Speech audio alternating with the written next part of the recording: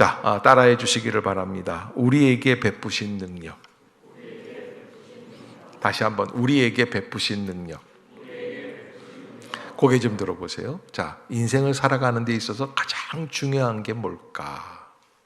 제가 이렇게 물으면 여러분들은 어떨까요? 뭐라고 대답하시겠어요? 인생을 살아가는 데 있어서 가장 중요한 것 뭘까요? 뭘까? 얼핏 엄마들은 아이고 뭐야 돈이지. 뭐니 해도 뭐가 중요해? 머니가. 그렇게 생각을 하는데 사실은요, 내가 누구인지를 아는 게 참 소중해요. 내가 엄마인지, 내가 아빠인지, 내가 부모인지, 내가 자녀인지, 내가 형제가 있는 사람인지, 내가 남자인지, 여자인지, 내가 누구인지, 어떤 직업을 갖고 있는지 나를 아는 게 굉장히 중요해요. 그래서 우리가 인생을 살아가면서 내가 누구인지에 대한 질문을 늘 하면서 살아야지 돼요. 그런데 사실 사람들의 관심은 어디에 있는 줄 아세요? 이렇게 얘기를 해요. 자기, 나 사랑해? 여자분들이. 왜 그러냐 그러면 진심을 알려달래요. 여러분, 또 어떤 사람들은 그런 얘기를 해요. 팩트를 아냐고 물어봐요. 팩트가 뭐예요? 사실이에요. 진실을 아느냐. 진심을 알고 진실을 알면 세상 잘 사는 것 같아요. 아니에요. 근데 여러분, 중요한 얘기지만 진리를 아는 것보다 더 소중하진 않아요. 이 세상에서 가장 중요한 것, 원리 원칙 중에 한 가지, 인생의 진리를 알고 있느냐. 예수님이 우리에게 뭐라고 말씀하세요? 내가 곧 길이요 진리요 생명이니 나로 말미암지 않고는 아버지께로 올 자가 없다. 근데 여러분, 이 진리를 모르면 우리가 인생을 살아가는 데 있어서 모든 게 거짓된 삶이 될 수 있어요. 아는 것이 굉장히 중요합니다. 소유하는 삶, 누리는 삶도 중요하지만 그러나 소유 이전에, 누리기 이전에 뭘 하자고요? 알아가자. 따라해 봅시다. 진리를 알게 하소서. 아멘. 진리를 알게 하소서. 진리를 알게 하소서. 인생의 참된 진리. 진리라는 건 뭐예요?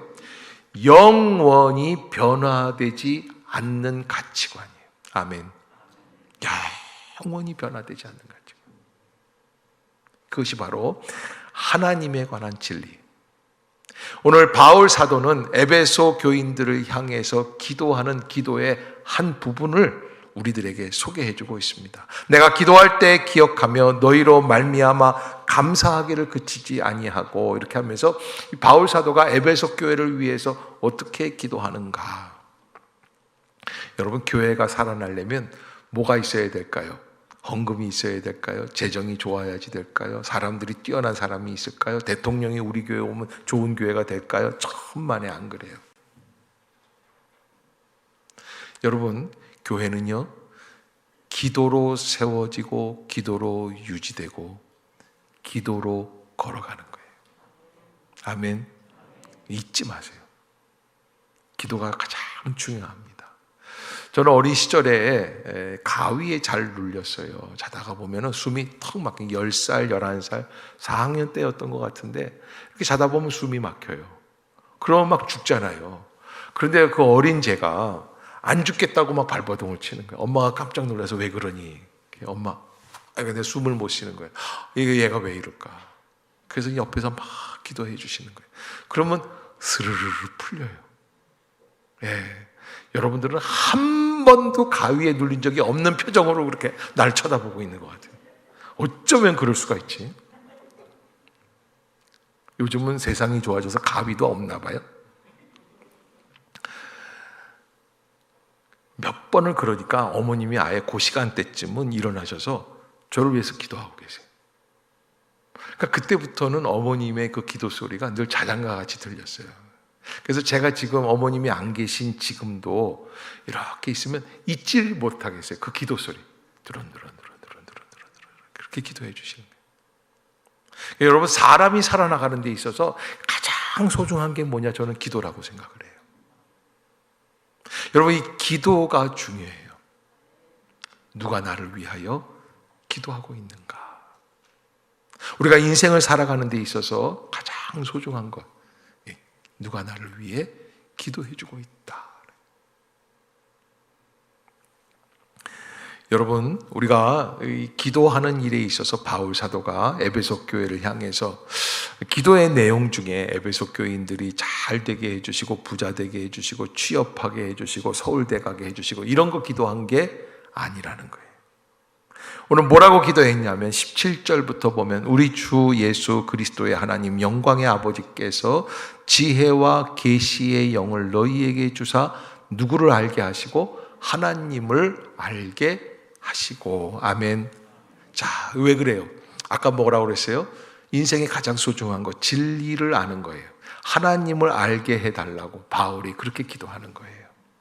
하나님을 아는 거예요. 여러분, 바울 사도만 그렇게 기도한 것이 아니에요. 성 어거스틴이라고 하는, 아우구스티누스라고 하는 성자가 늘 기도하는데 기도를 오래 하더래요. 그래서 제자들이 한 번은 엿들었대요. 우리 선생님 뭐라고 기도하시나 한번 들어보자. 그러면요, 들어가셨는데 가만히 계시다가 이렇게 한마디 하시더래요. 주여, 나는 누구입니까? 나는 누구야? 누구예요? 어거스틴이지. 근데 그걸 묻는 게 아니에요. 이름 묻는 게 아니라 내가 도대체 누구인지. 그런데 그 다음에 또 한참 계시다가 한마디 더 하시는데, 그러면 주님은 누구십니까? 여러분, 오늘 제게 그 어거스틴의 기도를 들으셨잖아요. 집에 가셔서 한번 그 기도를 한번 해보세요. 나는 누구입니까? 또 주님은 누구십니까? 여러분, 어쩌면 이 두 질문에 우리의 모든 인생이 다 담겨 있어요. 나를 아는 것, 주님 앞에서 내가 얼마나 부족하고 내가 얼마나 연약한 죄인이라는 것을 아는 것 참 소중합니다. 벌써 한 20년 된 것 같아요. 20년 전이죠. 저희 교회 오기 전이니까 안양교도소를 간 적이 있는데, 저는요, 제가 그런 능력이 있는 줄은 몰랐어요. 이제 목사가 왔다고 하니까 죄수들이 한 500여 명이 나왔더라고요. 채플에 와서 이제 함께 예배를 드리는데, 벌써 찬양하는데 이덕만 목사가 오니까 남다른 것 같아요. 막 찬양을 하면서 막 은혜를 받기 시작을 하더니 제가 할렐루야 그러니까 아멘, 그리고 여러분 예수님은 우리를 위해 죽으셨습니다.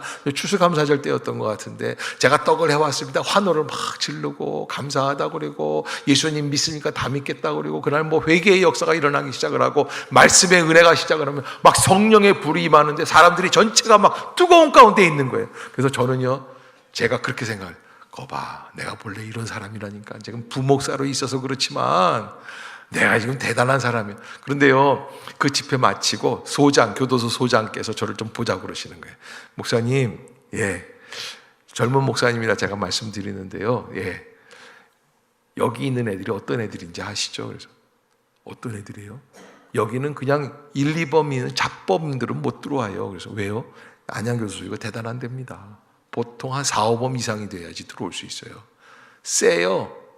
다 죄들이 많아요.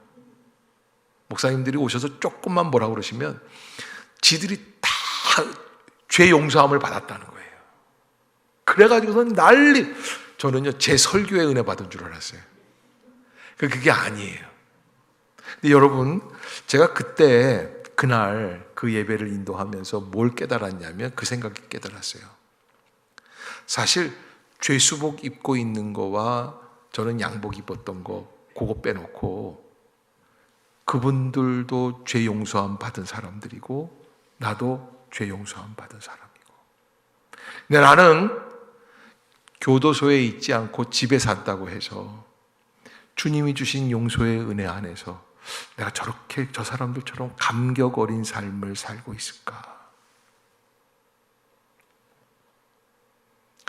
여러분, 교회 밖에 있는 사람들은 죄인이라고 하고 교회 안에 있는 사람들은 의인이라고 하는 착각을 갖고 있는 분이 있어요. 아니에요. 가을비는 뭐라고 그러냐면 우리나 저 사람들이나 똑같은 죄인이라는 거예요. 근데 칼빈이 이 교회 밖에 있는 사람들과 안에 있는 사람들을 구별을 해서 해석을 하는데, 교회 밖에 있는 사람들은 용서받지 못한 죄인이라는 거예요. 아직 예수 그리스도의 십자가의 복음을 모르니까. 그런데 교회 안에 있는 사람들은 용서받은 죄인이에요. 여러분, 우리는 어떤 죄인? 죄인이라고 그러니까 기분 나빠서 안 따라 하시네요. 우리는 어떤 죄인? 우리는 용서받은 죄인. 말할 수 없는 죄 안에서 감당하기 어려운 우리의 어깨에 무거운 죄짐들이 있었지만, 그러나 예수 그리스도께서 나를 불쌍히 여겨주셔서 나를 그의 품에 안아주시고 그 핏값으로 나를 깨끗게 하여 주셔서 내가 용서받았다. 용서받은 죄. 아멘. 여러분, 우리가 잊지 말아야지 돼요. 우리가 용서받은 죄인이라는 것을 알고 있어요.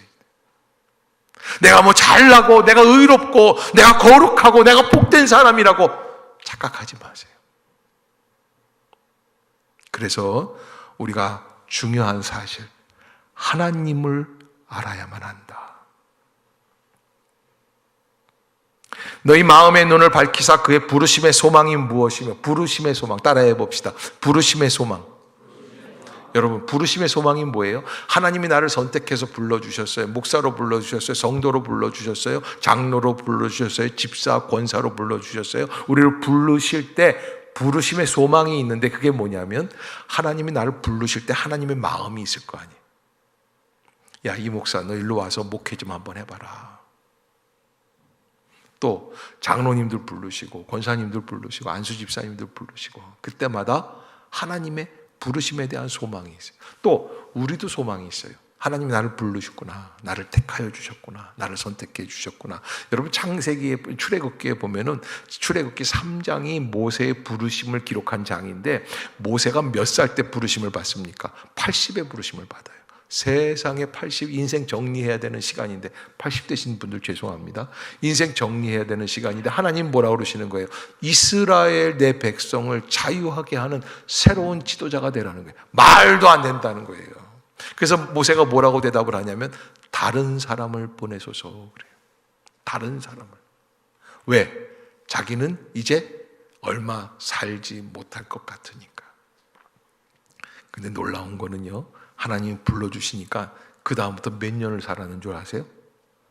40년을 더 살았어요. 왜 살았어요?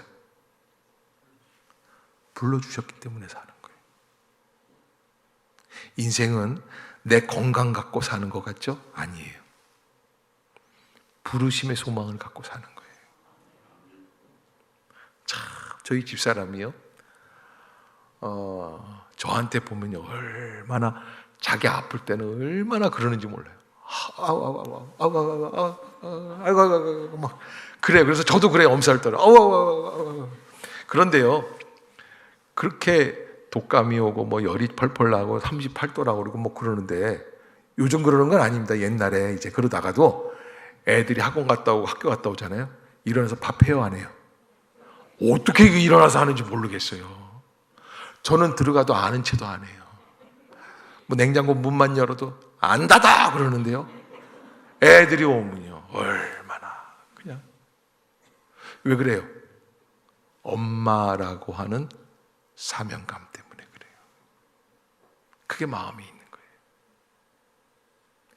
부르심의 소망이 무엇인지, 여러분, 우리를 불러주시고 선택해 주시는 하나님의 부르심의 소망이 담겨 있다는 사실을 우리가 잊지 말아야지 되죠. 그러면 성도 안에서 부르심의 소망과 더불어서 그 18절 후반부에 보면 그 기업의 영광의 무엇이에요? 풍성함이에요. 여러분, 이 기업이라는 게 뭐예요? 목사, 장로, 집사, 권사, 아니면 구역장, 성가대, 이게 다 기업이에요. 우리의 기업이에요. 하나님께서 나에게 맡기신 그런 기업이에요. 삼성, 현대, SK, 이것만 기업이 아니에요. 이 기업이라는 건 나를 먹여 살린다라는 뜻이 담겨 있어요. 하나님께서 내게 그거를 맡겨주셨다는 거예요. 이 직분을 통해서 기업의 영광이 있어요. 목사를 시켜주셨는데 저희 아버님이 제가 신학교 간다고 고3 때 의논을 하려고 고2 때 겨울방학이었어요. 아버님께 가서 아버님이 거제도에서 목장을 하고 계셨거든요. 제가 여쭤봤어요. 아버님, 제가 이제 신학교 가야 되겠습니다. 어머님이 하도 뭐라 그러냐면 낳을 때 태어날 때 저를 바치는 기도를 드렸다는 거예요. 네 아버지도 그건 물론이고 내가 했으니까 너는 가야지 된다고 막 그러시는 거예요. 정말 가기 싫었는데 순종하고 가는 거예요. 근데 아버님이 뭐라 그러시냐면 안 된다. 너는 장로가 돼야지. 우리 장로 집안에서 대를 이어 장로가 되라. 아니 뭐 목사도 장로 아닙니까? 목사도 장로거든요. 그랬더니 모르는 소리 하지 마. 그러시더니 뭐라 그러신 줄 아세요? 목사는 배고파. 저요. 그러니까 아버님 시절에 아버님은 이제 1930년대에 장로가 되셨어요. 평양에서. 그런데 아버님 다니시던 교회가 남문박교회, 평양 남문박교회라는 교회예요. 그런데 그 목사님이 그렇게 진실되신 분이었는데 늘 굶으시는 거예요. 살림살이가 어려우시니까. 저는 목회하면서 굶은 적이 없네요. 금식기도 하는 후에 배가 좀 나왔지만 은혜예요. 우리 아버님이 그렇게 걱정하셨거든요. 너 목사 되면 배고플 텐데 어떡하냐. 저희 집안은 먹는 게 최고예요. 네? 그런데 여러분, 인생을 살아가면서 하나님이 우리를 불러주시고 그 기업을 맡겨주시고 기업의 영광에 무엇? 풍성함. 아멘. 그 은혜가 있어요. 내가 힘들 것 같고 답답할 것 같고 좌절할 것 같고 낙심할 것 같고 불가능할 것 같고 안 될 것 같지만 기업의 영광의 풍성함으로 하나님의 은혜를 감당케 하시는 놀라운 역사. 사도 바울이 로마로 호송되어 갑니다. 그런데 이 대서양 한복판, 여기에서 지중해 한복판에서 풍랑을 만나게 됩니다. 유라굴로라고 하는 태풍이 그 배를 뒤덮은 거예요. 2주간을 태풍에 휩싸여서 죽기 살기를 하는데 마지막 날에 주님이 떡하니 바울 옆에 쓰셔서 말씀을 하시는 거예요. 바울아, 너 풍랑이 인다고 근심하니? 아니요. 저는 이제 좀 죄수인데요. 어차피 주님께 맡긴 바 인생입니다. 네가 로마에 가서 내 복음을 전해야 할 것이야. 아멘. 이게 바울이요, 환상 속에서, 이 풍랑 중에 환상 속에서 주의 음성을 들었어요. 그리고 그 다음날 이 250명의 배 안에 있는 사람들을 다 모았어요. 250명이에요. 25명이 아니에요. 250명. 그 앞에서 뭐라 그러냐면, 나는 어젯밤에 내게 말씀해 주신 주님의 말씀 그대로 내게 이루어질 줄로 믿습니다. 우리는 안 죽어요. 그 말 듣고 250명이 밥을 먹기 시작을 했어요. 놀라운 것은 그리고 그 다음날 구조가 돼서 다 살아났어요. 여러분, 이게 무슨 얘기를 하냐면 하나님께서 책임지신 사람, 하나님이 맡겨주신 사명이 있는 사람, 그 사람은 유라굴로라고 하는 태풍도 그를 잡을 수가 없어요. 예수님을 어떻게 하셨느냐? 19절에 보면은 그의 힘의 위력으로 역사하심을 따라 믿는 우리에게 베푸신 능력의 지극히 크심이 어떠한 것을 너희로 알게 하시기를 구하노라 말씀해 주셨는데, 이 말씀은 20절에 그의 능력이 그리스도 안에서 역사한다. 예수 그리스도 안에서 누구의 능력? The power of God, 하나님의 능력이 역사하시는 거예요. 그래서 어떻게 하십니까? 죽은 자들 가운데서 다시 살리시고. 여러분, 인생의 가장 강력한, 우리가 살아가면서 맞이할 수 있는 가장 강력한 파워가 뭐가 있을까요? 저는 죽음이라고 생각해요. 왜? 죽음 앞에서는 외면하는 사람이 아무도 없어요.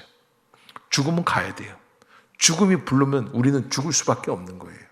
그런데 그 죽은 자들 가운데서 하나님은 예수를 어떻게 하세요? 다시 살리시고. 아멘. 다시 살리시고 부활하시는 거예요. 하늘에서 자기의 오른편에 앉히사. 우편이라고 하는 것은 하나님의 권능과 영광이 담겨 있는 자리에 말씀을 하고 있어요. 그래서 다시 살리시고 하늘에서 자기의 오른편에 앉히신 하나님의 능력. 21절, 22절에 보면 이렇게 표현합니다. 모든 통치와 권세와 능력과 주권과 이 세상뿐 아니라 오는 세상에 일컫는 모든 이름 위에 뛰어나게 하시고. 아멘. 모든 통치와 권세와 능력과 존귀와 이 주권과 이 세상뿐 아니라 오는 세상에 일컫는 모든 이름 위에 뛰어난 주님을 하나님이 세워주셨다는 거예요. 하나님의 능력이 예수 그리스도의 십자가의 은혜 안에 담겨져 있다. 여러분, 우리가 믿는 하나님, 어떤 하나님? 예수님을 죽음 가운데서 다시 살아나게 하시는 부활의 소망을 주시고, 또 하나님 우편에 앉게 하시고, 모든 통치와 권세와 능력과 주권과 이 세상뿐 아니라 오는 세상에 일컫는 모든 이름 위에 뛰어나니까, 그러니까 모든 사람들이 앞으로는 예수를 믿게 될 것이다. 십자가의 은혜, 십자가의 가치관이 바로 이 세상의 척도가 될 것이다. 아멘. 여러분, 그런 은혜의 역사예요. 그래서 우리가 하나님을 바로 알아야지 된다. 우리가 교회에 나올 수 있는 것, 그 은혜의 섭리 가운데 나오게 된 거예요. 우리가 오늘 예배를 드리는 것도 그 은혜의 섭리 가운데 주님 앞에 예배를 드리게 되는 것이다.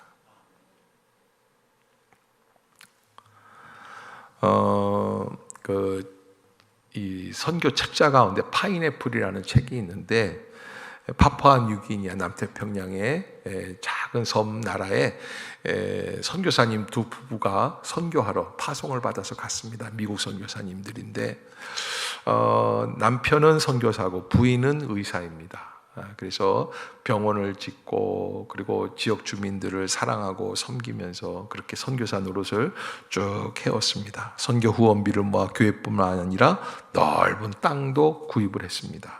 과수원도 있고 논도 있고 밭도 있는 땅인데, 땅을 개간하고 사람을 사서 경작을 시키고 그곳에 파인애플을 많이 심어놨습니다. 날씨가 얼마나 좋은지 이 파인애플들이 잘 쑥쑥 잘 자랐다는 거예요.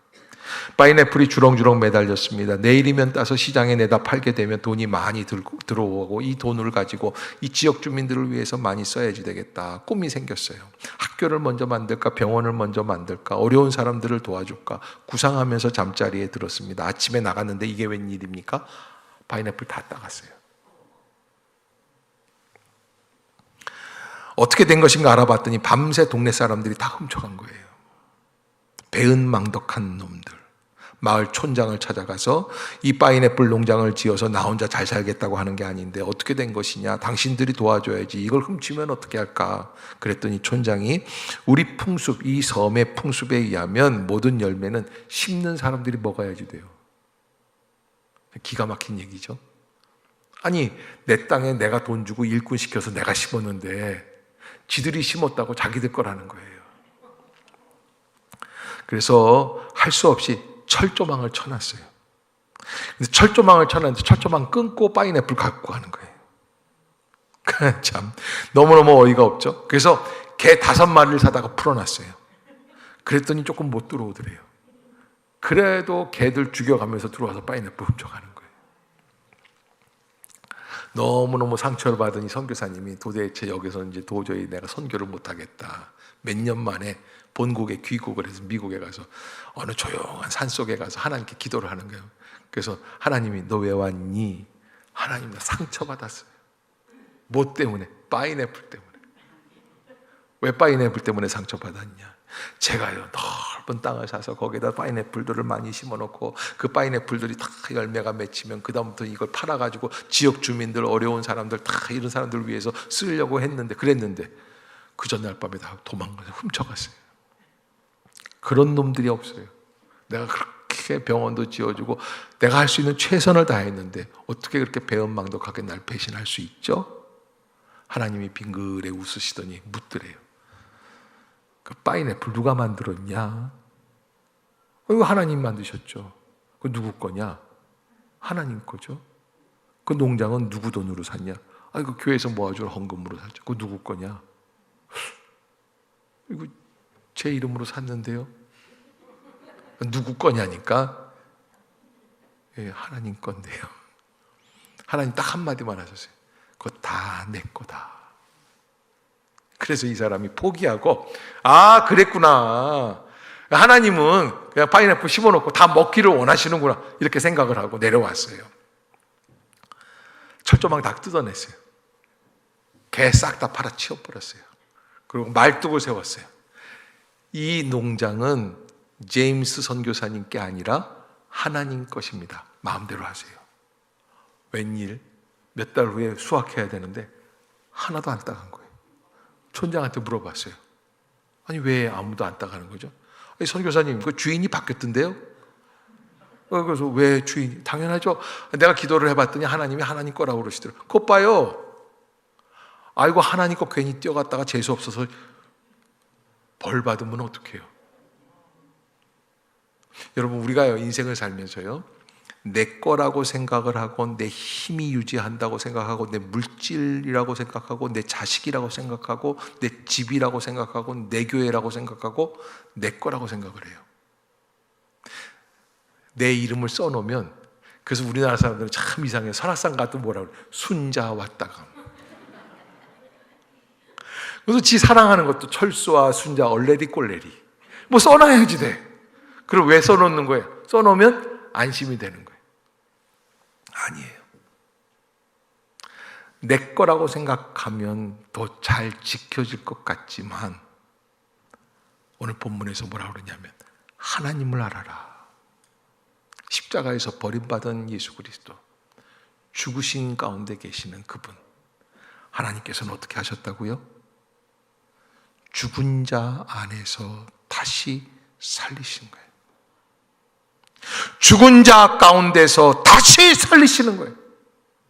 비천한 자로 이 세상을 마치신 예수를 하늘에서 자기의 가장 귀한 우편에 앉히시는 분이에요. 모든 통치와 권세와 능력과 주권과 이 세상뿐만 아니라 오는 세상에 일컫는 모든 이름 위에 뛰어나게 하시는 만물 위에 그의 발 아래 복종하게 하시고 그를 만물 위에 교회의 머리로 삼으셨느니라. 아멘. 아멘. 여러분 꼭 잊지 마세요. 어떤 하나님 믿고 있는가? 교회가 2000년의 역사를 이어오면서 수없이 많은 사람들이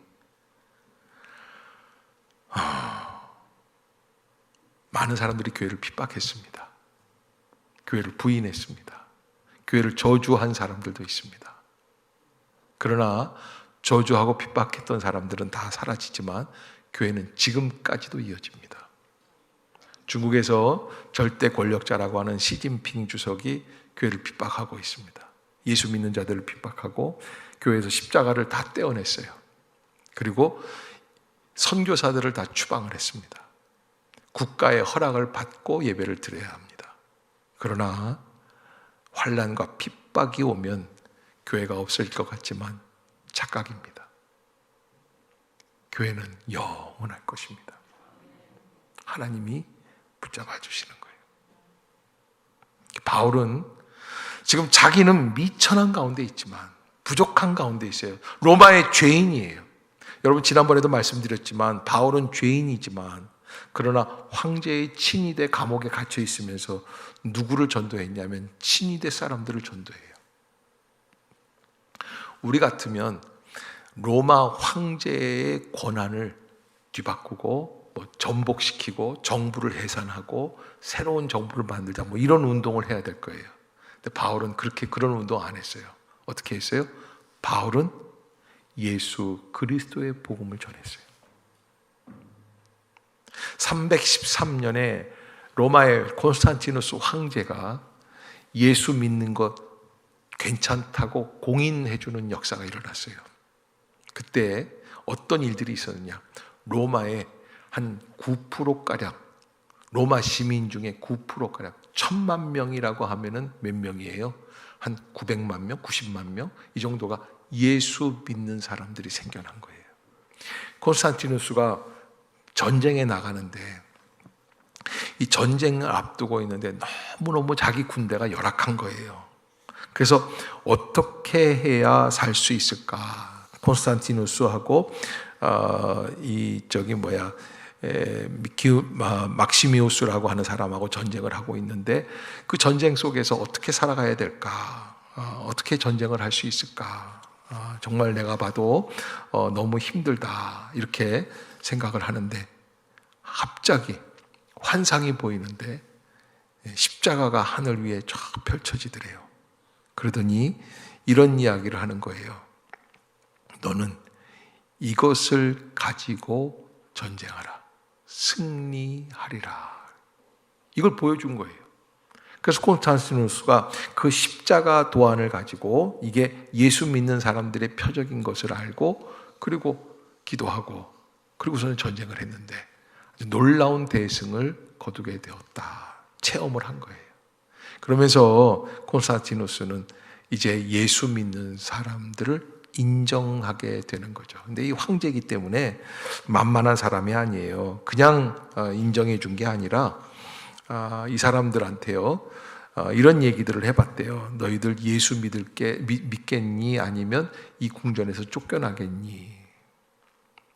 예수 믿으려면 쫓겨나고 그리고 그냥 그대로 있고 싶으면 예수 믿지 말아라. 이 실험을 해본 거예요. 그런데요 많은 사람들이요 즐거운 마음으로 관직을 내려놓더래요. 저는 괜찮아요. 그리고 예수 믿겠습니다. 그리고서 나가는 거예요. 그런데요, 신앙을 버리고 관직을 택한 사람들도 있었지만 콘스탄티누스는 그 두 부류의 사람들 얼굴 표정을 서로 비교하면서 깊이 관찰을 해봤다고 합니다. 그런데 신앙을 선택한 신하들의 얼굴은 관직을 잃어버렸음에도 불구하고 아주 밝고 환했다. 하지만 기독교를 버리고 관직을 선택한 신하들의 얼굴은 어두움이 가득하고 이들의 표정을 살펴본 후에 기독교에서 말씀해 주시는 진리가 옳다는 것을 인정하게 되고 그래서 이런 모든 과정들을 거쳐서 그래서 기독교를 믿는 국가로 로마가 나아가게 된 거예요. 여러분 바울은 지금 이 313년에 콘스탄티누스 황제가 그렇게 될 거라는 건 몰라요. 그러나 그에게 믿음이 있어요. 지금 로마가 기독교에 믿는 사람들을 핍박하고 있지만 그러나 분명히 우리를 인도해 주시는 분은 어떤 분이에요? 하나님이세요. 죽은 자 가운데서 예수 그리스도를 다시 살리신 하나님, 자기의 오른편에 앉히신 하나님, 모든 통치와 권세와 능력과 주권과 이 세상뿐 아니라 오는 세상에 일컫는 모든 이름 위에 뛰어나게 하신 하나님, 아멘. 그 하나님이라는 거예요. 그래서 지금 핍박 중에 있지만 그러나 그 이후를 바라보자. 사랑하는 성도 여러분, 지금 어려움 중에 있는 분이 있습니까? 십자가의 능력의 필터를 통해서 바라보십시오. 지금은 어렵지만 하나님이 우리를 도와주실 줄로 믿습니다. 살 길을 열어주실 줄로 믿습니다. 오는 세상뿐만 아니라 모든 이름 위에 뛰어나게 하시는 하나님이심을 믿습니다. 만물을 예수의 발 아래 복종하게 하셨다. 여러분, 그 교회, 그래서 세워주신 교회다. 여러분, 우리가 왜 신앙생활 합니까? 하나님의 그 섭리 속에서 우리가 이 자리에 있게 된 것이다 라는 것. 여러분 꼭 잊지 마시고 믿음으로 이 12월을 감당해 나가시길 주의 이름으로 축복합니다.